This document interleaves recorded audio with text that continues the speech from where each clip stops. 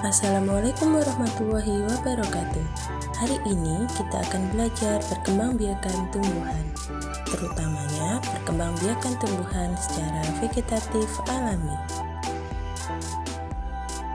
Allah Subhanahu wa Ta'ala berfirman, Allah pencipta langit dan bumi. Dia menjadikan bagi kamu pasangan-pasangan dari jenis kamu sendiri, dan dari jenis hewan ternak pasangan-pasangan juga. Dijadikannya kamu berkembang biak dengan jalan itu. Tidak ada sesuatu pun yang serupa dengan dia, dan dia yang maha mendengar, maha melihat. Quran Surat Asy-Syura ayat 11. Pada ayat tersebut dijelaskan bahwa makhluk hidup dapat berkembang biak. Adapun tujuan perkembangbiakan, 1. Memperoleh keturunan agar tidak punah, melestarikan jenisnya, dapat mewariskan sifat-sifat yang baik dalam rangka penghambaan diri kepada Allah. Berikut ini kita akan belajar tentang perkembangbiakan pada tumbuhan. Perkembangbiakan tumbuhan dibedakan menjadi perkembangbiakan vegetatif dan perkembangbiakan generatif. Perkembangbiakan vegetatif dibedakan lagi menjadi vegetatif alami dan vegetatif buatan. Mari kita belajar tentang apa itu vegetatif alami. Perkembangbiakan vegetatif alami artinya perkembangbiakan tumbuhan secara tidak kawin terjadi secara alami tanpa bantuan manusia. Jenis perkembangbiakan pada tumbuhan secara vegetatif alami terdiri dari membelah diri, spora, tunas, tunas adventif, geragi, akar tinggal, umbi akar, umbi batang, dan umbi lapis. Mari kita bahas satu per satu. Yang pertama yaitu membelah diri. Cara perkembangbiakan tumbuhan bersel satu adalah dengan membelah dirinya sendiri. Sel anak akan memisahkan dirinya secara langsung dan sudah dapat menghasilkan keturunan. Contohnya adalah volva, ganggang hijau, dan euglena. 2. Spora. Spora adalah alat perkembangbiakan yang terletak di dalam kotak spora atau sporanium.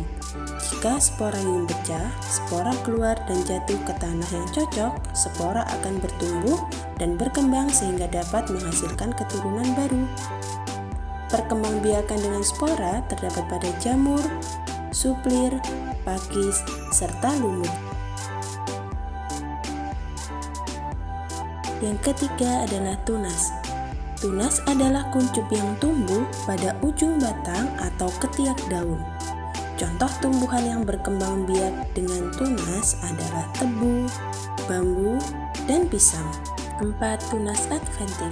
Tunas adventif digolongkan menjadi dua, yaitu tunas adventif daun dan tunas adventif batang. Tunas adventif daun adalah tunas yang tumbuh pada daun. Tunas tersebut akan bertumbuh dan berkembang menjadi keturunan baru. Contohnya, cocor bebek dan begonia. Tunas adventif akar adalah tunas yang tumbuh pada akar lalu berkembang menjadi anak atau keturunan baru.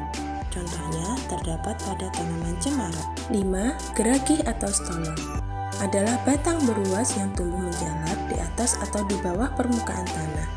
Batang tanaman tersebut bila menyentuh tanah akan tumbuh akar dan tunas baru sehingga menjadi tanaman baru. Contohnya, stroberi, rumput teki, dan pegagan semanggi. 6. Akar tinggal atau akar rimpang merupakan batang menjalar di dalam tanah. Di setiap ruas akan tumbuh kuncup lalu berkembang menjadi tanaman baru. Contohnya jahe, kunyit, lengkuas, kencur, dan alang-alang. 7. Umbi akar. Umbi akar adalah akar yang berubah fungsi untuk menyimpan cadangan makanan. Jika ditanam, umbi akar akan tumbuh tunas baru dari bagian yang merupakan sisa batang. Contohnya, ada tanaman wortel dan lobak. 8. Umbi batang. Umbi batang adalah bagian batang yang tumbuh di dalam tanah dan berfungsi untuk cadangan makanan. Pada kulit umbi terdapat mata tunas yang dapat tumbuh menjadi tanaman baru. Contohnya adalah kentang, talas, bengkuang, dan ketela rambat. 9.